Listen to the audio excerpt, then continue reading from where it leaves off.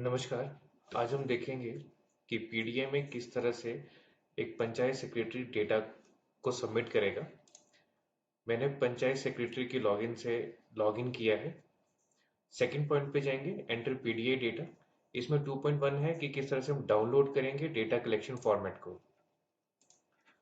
ये हमारे पास कुछ डेटा कलेक्शन के फॉर्मेट्स दिखाई दे रहे हैं। फॉर एग्जांपल हायर एजुकेशन का अगर डेटा देखता हूँ, जैसे प्रिंट के बटन पे क्लिक करूंगा, ये मेरे पास फॉर्मेट ओपन हो गया और मैं इसको यहाँ से प्रिंट कर सकता हूँ। और अगर डेटा इनपुट करने की बात करता हूँ तो मैं एंटर या अपडेट डेटा कलेक्शन फॉर्मेट पे जाऊंगा। मेरे पास ये डेटा जितने भी मेरे पास डिपार्टमेंट्स हैं वो सभी डिपार्टमेंट्स दिखाई दे रहे हैं। फॉर एग्जांपल मैं हायर एजुकेशन का डेटा इनपुट कर रहा हूँ, तो बाय डिफॉल्ट कुछ डेटा ऑटोमेटिकली फेच हो गया है। बाकी मैं डेटा सबमिट करूंगा और डेटा को रजिस्टर कर दूंगा। जैसे मेरा डेटा रजिस्टर हो जाएगा, ये मेरे पास रिफ्लेक्ट होगा पॉइंट 3 पे डेटा सबमिशन के अंदर, submit PDA data to higher office for verification.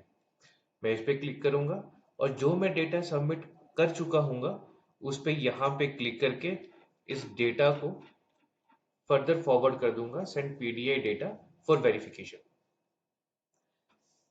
जो डेटा मैं ऑलरेडी सबमिट कर चुका हूँ वेरिफिकेशन के लिए, वो मुझे दिखाई देगा डेटा सबमिशन के अंदर 3.2 पे, view data submitted for verification.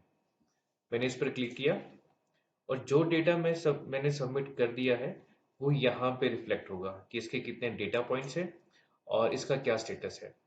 तो मैं इसके स्टेटस पे व्यू डेटा पॉइंट पे क्लिक करूंगा तो मेरे पास सारा सारा डेटा पॉइंट्स सामने दिखाई देंगे।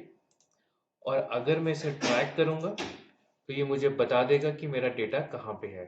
मैंने 15 जनवरी को 145 पे डेटा सबमिट किया था और ये अभी पेंडिंग है line department nodal officer for verification के पास।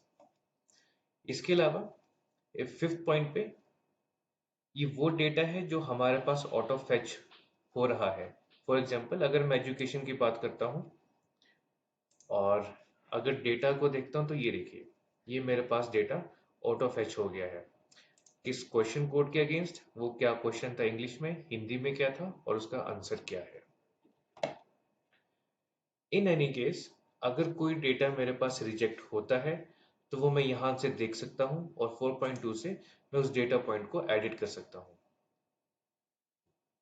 तो बस इसी तरह से एक पंचायत सेक्रेटरी डेटा को सबमिट करेगा पीडीआई पोर्टल पे। सो